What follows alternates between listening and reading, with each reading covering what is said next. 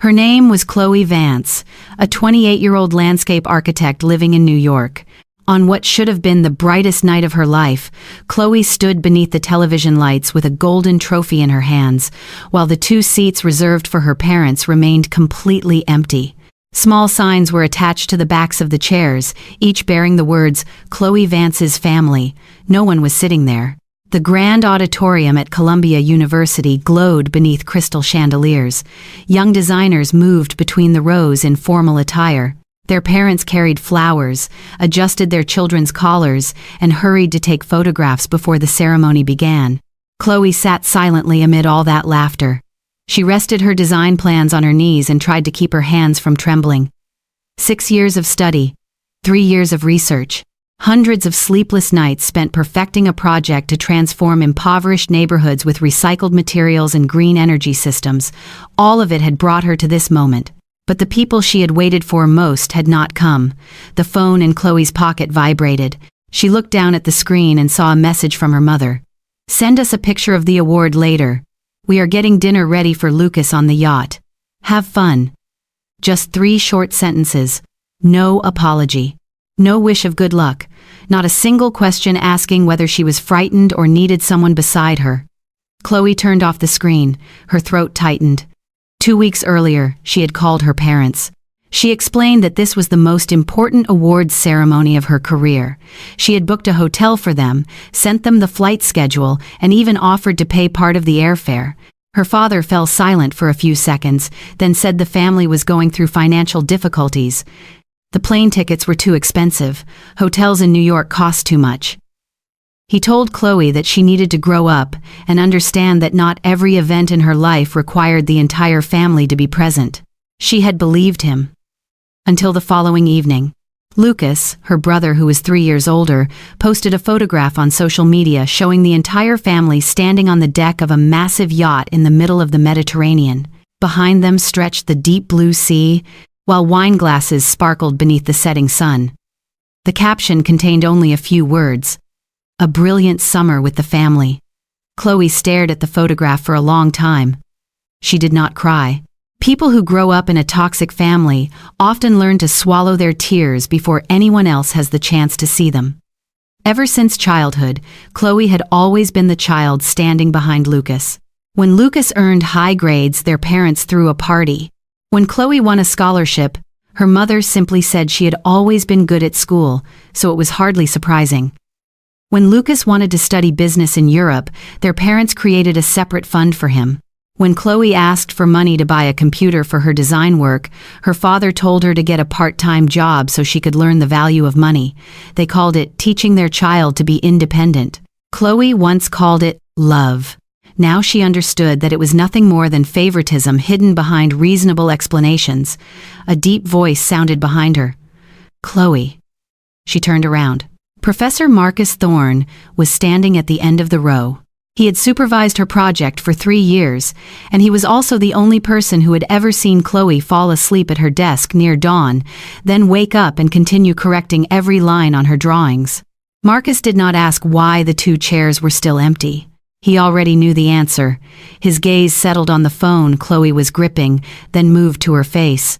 For a brief moment, anger flashed in his eyes, but it was quickly replaced by calm.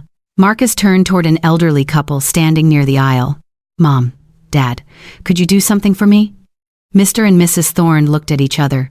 They did not need Marcus to explain much. The silver-haired woman stepped forward first, carrying a small handkerchief embroidered with green thread. She sat in the chair to Chloe's left. Her husband took the other seat. The 2 empty spaces disappeared. Mrs. Thorne gently placed the handkerchief in Chloe's hand. "Do not let those empty chairs make you forget that you deserve to feel proud today." Chloe lowered her eyes to the handkerchief. A tiny leaf had been embroidered by hand in one corner of the fabric. Something inside her broke open, not loudly, not violently. It was simply that the defenses Chloe had spent years building had finally developed a crack. She turned her face away, but Mrs. Thorne had already taken her hand, as though she understood that healing from trauma did not always begin with advice. Sometimes it began when someone was willing to sit in the chair another person had abandoned. At the back of the auditorium, an event staff member raised a camera and captured the moment. Another person approached with a radio, checked Chloe's name on a list, then confirmed where Mr. and Mrs. Thorne were sitting. Chloe did not notice. Marcus did. He looked toward the stage, where the envelope announcing the highest award had been placed beneath the lights. Marcus knew what was inside it. And in only a few minutes, all of America would know too. The lights in the auditorium suddenly dimmed. Her name was Chloe Vance, and she still had no idea that within minutes, the two chairs that had made her feel ashamed would become an image seen by millions of people. The opening music began. The large screens behind the stage displayed images of the year's most remarkable architectural projects. Rooftops covered in greenery, rainwater collection systems, aging neighborhoods brought back to life with natural light and recycled materials. Chloe tried to focus on the ceremony, but she kept noticing members of the organizing staff looking in her direction. A woman wearing a headset approached and bent down to quietly ask Mr. and Mrs. Thorne a question. "Are you relatives of Miss Vance?" Mrs. Thorne looked at Chloe, then answered calmly, "Today, we are sitting here because this young woman needed someone beside her." The woman paused. She entered something into her tablet, then signaled a photographer to take several more pictures. Marcus watched everything from the row behind them. He understood why the organizers were so interested in those seats. They were preparing for the most important award presentation of the night. But Chloe did not know that. She believed she was only one of dozens of nominees. One award after another was announced. One name after another was called. The applause rose and faded like waves repeatedly breaking against the shore.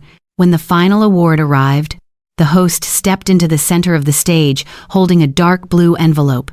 His voice carried throughout the auditorium. This year's National Green Innovation Award goes to a project that not only changes the way we build cities, but also changes the way we see communities that have long been forgotten. Chloe sat up straight. A familiar architectural rendering appeared on the screen. Old gray buildings were covered in vertical gardens. Concrete courtyards had been transformed into shared community spaces. Children ran along pathways filled with sunlight. It was her project. Chloe stopped breathing. The host opened the envelope. "The winner is Chloe Vance." The entire auditorium erupted. Marcus shot to his feet. Mr. and Mrs. Thorne applauded until their palms turned red. Everyone who had worked with Chloe began calling her name at once. But Chloe remained frozen in her seat. Not because she was unhappy. She had simply spent so many years being overlooked that when an entire room stood up for her, she did not know how to respond. Mrs. Thorne gently touched her shoulder. "Go, sweetheart. This is your moment." Chloe walked toward the stage as the applause continued. Every step felt as though she were crossing through all the nights when she had been rejected, compared to someone else, and forced to listen as her parents dismissed landscape architecture as a beautiful but impractical hobby. The host handed her the golden trophy, then announced a grant worth $800,000 to develop the project in a low-income neighborhood in New York. The cheering rose again. $800,000. Not a promise. Not a polite word of encouragement. It was real power, the power Chloe needed to transform her design into a project capable of changing thousands of lives. She was no longer the girl her family had always placed behind Lucas. She was the winner of the most prestigious award of the night. The host smiled, then looked toward the front row. "We would like to invite Chloe's parents to join her on stage and share this special moment." Chloe turned around. Marcus immediately tensed. He was about to step forward and explain, but Mrs. Thorne stood before he could move. She took her husband's hand, and together they slowly walked toward the stage. Beneath the live broadcast lights, their image appeared on thousands of screens. The host handed Mrs. Thorne the microphone. She looked at Chloe. There was no hesitation in her eyes. "We are incredibly proud of this young woman, but there is something we need to make clear. We are not Chloe's biological parents. We are the parents of Professor Marcus Thorne." The auditorium fell silent. She continued. "The two seats reserved for Chloe's parents were left empty. We sat in them because no young person who has worked this hard deserves to stand alone on the most important day of her life." A collective sigh moved through the auditorium. The camera turned toward Chloe's face. She lowered her head, trying to remain composed. But this time, her tears no longer carried humiliation. They were the tears of someone who had finally been seen. In the middle of the Mediterranean, Chloe's mother's phone began vibrating repeatedly on the white tablecloth. Messages from relatives, calls from neighbors, links to the live broadcast sent by her father's business partners. One person sent a direct question. Why did you skip your daughter's awards ceremony to celebrate your son's birthday on a yacht? Chloe's mother turned pale. Her father grabbed the phone and saw an image of his daughter holding the golden trophy beside two strangers. Beneath it were thousands of critical comments. Lucas stood at the head of the table, his smile disappearing. For the first time, the favoritism their family had always hidden behind reasonable explanations was exposed before the entire public. Chloe had not spoken badly about them. No one had invented anything. There were only 2 empty chairs. And the truth was being broadcast live. Only after the backstage door closed did Chloe hear her phone vibrating without pause. Her name was Chloe Vance, and after years of waiting for a congratulatory call from her parents, she had finally received one. Unfortunately, they were not calling because they were proud of her. The screen showed more than 50 missed calls. Mom, Dad, Mom, Dad. The names appeared one after another, as though a disaster had just occurred. Chloe stood in the corridor behind the stage, still holding the golden trophy. Media staff hurried around her. Reporters were waiting for a brief interview.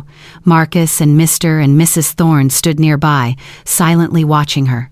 The phone vibrated again. Chloe stared at the screen for a few seconds, then answered.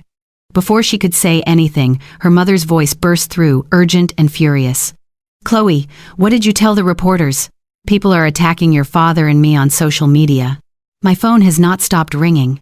There was no congratulations, no question asking whether she was all right, no apology. Chloe closed her eyes. Part of her still hoped her mother would stop, take a breath, and say that she was proud of her, but she only continued. One of your father's business partners just canceled their meeting. They said they did not want to do business with a man who abandoned his daughter on an important day to go on vacation. Do you understand what this is doing to the family? Chloe opened her eyes. She looked at her reflection on the surface of the trophy. The face staring back at her was exhausted, but no longer afraid. I did not say anything to the reporters. Her mother fell silent. Chloe continued, speaking each word slowly and clearly.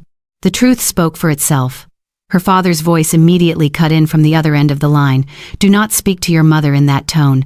We had no idea you were receiving such a major award. You only said it was a ceremony at the university. The words sent a chill through Chloe, not because they were cruel, but because they were painfully honest. If the award had not come with $800,000, perhaps their absence would still have seemed completely reasonable to them. If there had been no live broadcast and no thousands of critical comments, perhaps they would never have called. Chloe tightened her grip on the phone. So if I had not received a major grant, it would have been acceptable for you to miss my ceremony? Her father went silent. Her mother tried to soften her voice. Chloe, that is not what I meant. We will talk when we get home. For now, post a statement explaining that we could not attend because of circumstances beyond our control. Chloe laughed. It was a short, dry laugh. For the first time in her life, she could clearly hear their desperation. They were not desperate because they had hurt their daughter. They were desperate because the image of their perfect family was collapsing. I will not lie to protect your reputation. She ended the call.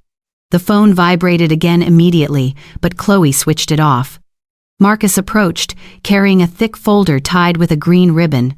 He placed it in front of her. There is something I need to tell you.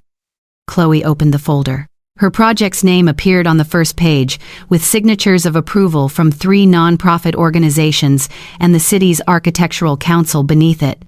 Marcus explained that 6 months earlier, he had quietly nominated Chloe's work for the national award. The community organizations that had previously worked with her had also submitted letters of support. They had seen her working inside, deteriorating buildings, measuring every walkway herself, speaking with every family, and revising her designs until nearly dawn. No one gave you this award out of pity, Marcus said. You earned it because your work deserved it. Chloe turned through the pages. Comments. Evaluations. and nomination letters filled dozens of sheets. She had believed she had walked onto that stage because of one lucky moment. But the truth was that her success had been built over years of work that no one in her family had been willing to see. Marcus's phone vibrated. He looked at the screen, then handed it to Chloe. It was a message from Lucas. "I am sorry. I just found out that Mom and Dad took money from your education fund to pay for this yacht trip. I had no idea. If I had known, I never would have agreed to it." Chloe read the message twice. In her memories, Lucas had always been the one who was chosen. But perhaps he too had only been part of the system of favoritism their parents had created. Lucas had not taken away her future. Their parents had chosen to give it to him. For the first time, Chloe stopped asking herself what she had done wrong to be loved less than her brother. The answer was nothing. She did not lack talent. She did not lack effort. She did not lack worth. The people who raised her had simply lacked the ability to see it. Chloe closed the folder. The voices of reporters still echoed through the corridor. A new door was opening before her, along with the power to turn her design into reality. But before she could build a better city, Chloe knew she had to do something even more difficult. She had to build personal boundaries strong enough to keep the people who had hurt her from walking back in and destroying everything once again. 3 weeks after the awards ceremony, Chloe Vance received a message from an unfamiliar number. After she blocked their numbers, her mother had used a relative's phone to contact her. They did not ask whether she was well. They did not mention the money taken from her education fund. They did not apologize for the 2 empty chairs. They only said they needed to meet. Chloe knew what they wanted. Mrs. Thorne's speech had spread across social media. Several newspapers described Chloe as a symbol of self-made success. Community organizations publicly supported her project. Meanwhile, her father's company lost 2 more major business partners. The reputation he had spent years building was collapsing because of one simple truth. He had been present on Lucas's yacht, but absent on the most important day of his daughter's life. Chloe agreed to meet them one final time. The cafe was across the street from her new office. Through the wide glass window, Chloe could see the sign bearing the name of the design firm she had established with the first portion of the grant. She arrived on time. Her parents were already waiting. Her mother wore a formal dress. Her father had placed his phone face down on the table. They both looked more exhausted than before, but Chloe saw no remorse in their eyes, only anxiety. Her mother stood and tried to embrace her daughter. Chloe stepped back. "Let us sit down and talk." The smile on her mother's face stiffened. Her father spoke first. "This has gone too far. We do not want the family to remain divided because of a misunderstanding." Chloe looked at him. "What misunderstanding?" Her father hesitated. Her mother quickly interrupted. She said the trip had been planned long ago, that Lucas's birthday was a special occasion, and that they had not known how important Chloe's ceremony would be. Then, she took out her phone. "I think we should take a family photograph. We only need to post it and say that we have resolved everything. People will stop criticizing us." Chloe looked at the phone in her mother's hand. That was why they had flown there. Not to see where she worked. Not to ask how many families the project would help. Not to return the money taken from her education fund. They had come for a photograph, false proof that the family was still perfect. Chloe felt the old pain rise again. But this time, it did not make her shrink. It made her calm. "You came here because you are ashamed of what the public thinks, not because you care about the pain you caused me." Her mother turned pale. "How can you say that?" "Because since you walked in here, neither of you has asked me once how I feel." Her father leaned forward. "Chloe, we are family. You cannot turn your back on your parents because of one ceremony." One ceremony. Those 2 words fell onto the table like a final cut. Chloe had spent almost her entire youth trying to become perfect. She studied harder, worked longer, caused no trouble, asked for nothing, never complained. She once believed that if she became exceptional enough, her parents would finally see her. But when she won the greatest award of her life, the first things they saw were still the $800,000 and their own reputation. Chloe stood. "I have spent too many years begging for a place in this family. I am tired now." Her mother grabbed her wrist. "Are you planning to abandon your parents?" Chloe gently removed her hand. "No. I am simply going to stop abandoning myself." Both of them fell silent. Chloe looked directly at them. "I am choosing myself. From this day forward, all communication must go through my lawyer. You may not use my name, my image, or my project to protect the company's reputation." Her father sprang to his feet. "Are you threatening us?" "No, this is a personal boundary." Chloe walked out of the cafe without looking back. 1 year later, the first building in the green architecture project officially opened. Vines covered the old walls. A rainwater collection system ran along the roof. The courtyard that had once been filled with trash was now filled with children's laughter. In the front row, Professor Marcus sat beside Mr. and Mrs. Thorne. Lucas was also there after spending months rebuilding his relationship with his sister through actions rather than promises. Around them sat the engineers, workers, and residents who had helped Chloe turn the design into reality. There were no 2 seats reserved for her biological parents.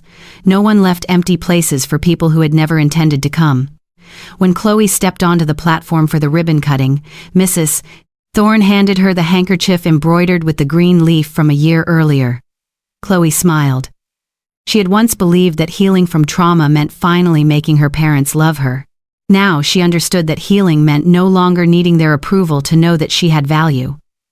Chloe looked at the rows of seats filled with laughter. These were not the people she had been born into a family with. This was her chosen family. And for the first time in her life, Chloe was no longer waiting for people who were always absent. She had built a place where she belonged. Sometimes, the deepest wounds come from the people we once trusted to love us most. Chloe's story reminds us that choosing yourself is not selfish, and setting boundaries does not make you cruel. It means you finally recognize your own worth. Do you think Chloe was right to walk away from her parents, or should she have given them another chance? Share your opinion in the comments, because we would love to hear what you would have done. If this story moved you, please like the video, subscribe to the channel, and turn on notifications for more powerful stories about family, betrayal, healing, and second chances.